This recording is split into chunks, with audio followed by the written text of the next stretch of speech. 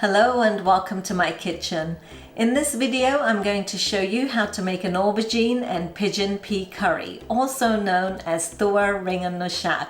And this is a very traditional Gujarati dish because pigeon peas are used a lot in our cooking, and that's because it grows a lot in Gujarat and my husband just loves this dish. So let's get cooking.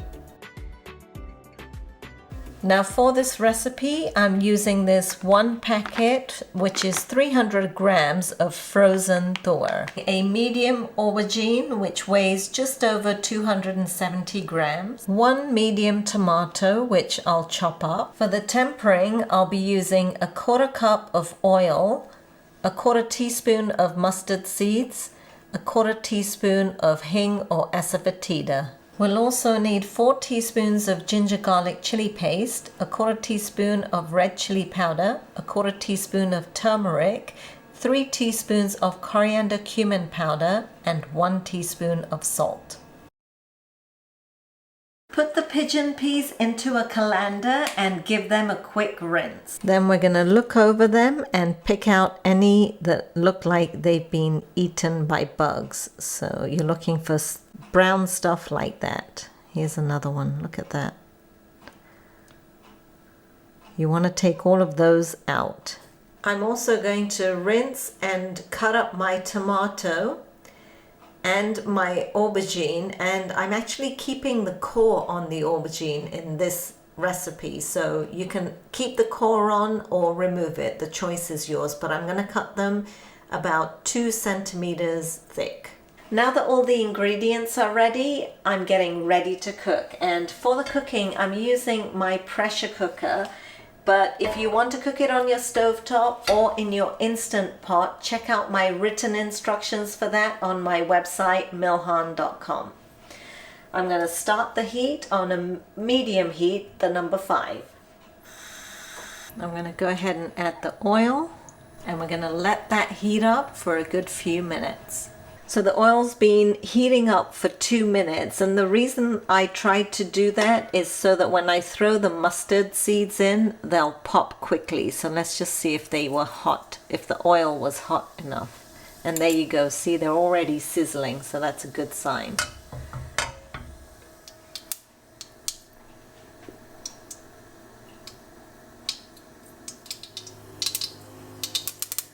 Once they start popping nicely, go ahead and put in your hing or asafoetida, and then we're going to quickly fry up the spices.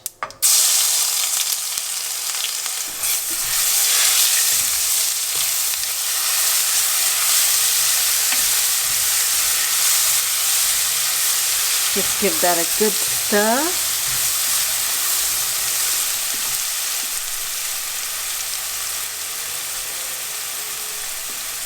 Then I'm going to add the tomatoes in.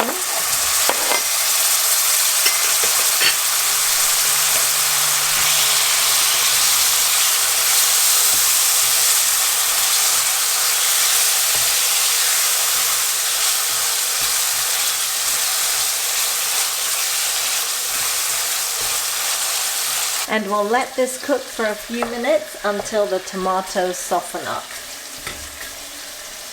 Now that the tomatoes are completely softened, we're going to add the aubergine and the pigeon peas.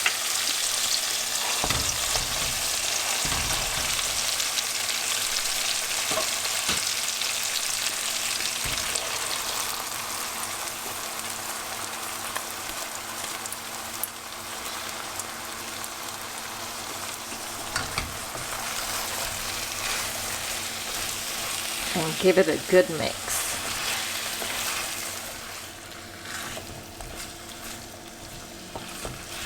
Now I'm going to let it cook like this for a couple of minutes, just so the spices get absorbed into the vegetables, and I'm going to lightly cover it. Now at this point you can taste the curry and adjust the seasonings to your taste.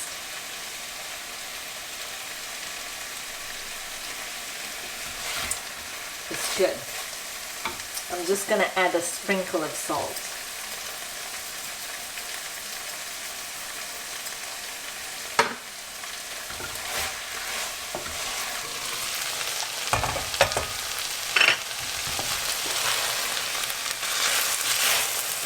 Then once the spices sort of start sticking at the bottom, then we're going to add some water in here. And I'm using hot water from a kettle. So I'm going to add about a 1/4 cup of water.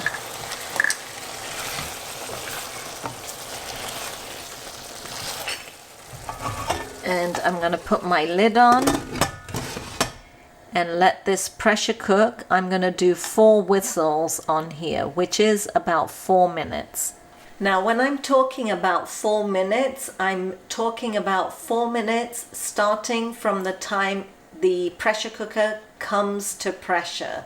So you'll know that on these pressure cookers, it actually whistles to release some pressure. And so with these kind of pressure cookers from India, we count the number of whistles. In other traditional pressure cookers, it'll tell you when it comes to pressure and then the timing starts.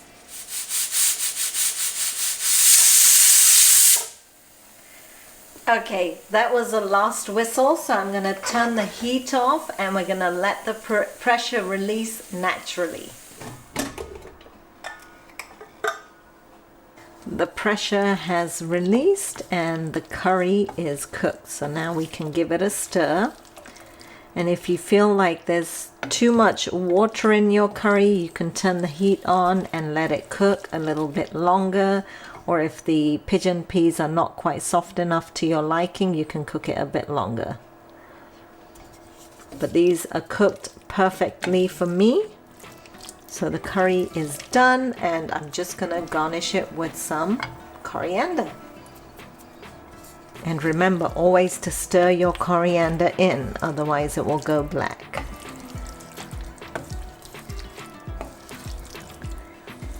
And the curry is ready. And there you have it. Your Tuvar Ringan no Shaak is ready. Now, I have to tell you something that I learnt, because I never used to like this curry, but my motiba, my husband's aunt, is an expert in making this. And she said put lots of ginger and garlic in there, lots of spices, because the pigeon peas itself, it doesn't taste very good. So you have to kind of really spice it up. And now I love this curry just like my husband does. So if you never like this curry, try it this way. I think you'll really enjoy it. I hope you guys enjoyed watching this video. If you did, don't forget to give me a thumbs up and subscribe to my channel. And I'll see you all soon for some more cooking inspiration. What's for dinner? Have a look. Oh, Tuvar Ringan, my favorite. Yeah, made it especially for you. Okay, cool. I like how they pop in your mouth. I know. Very good.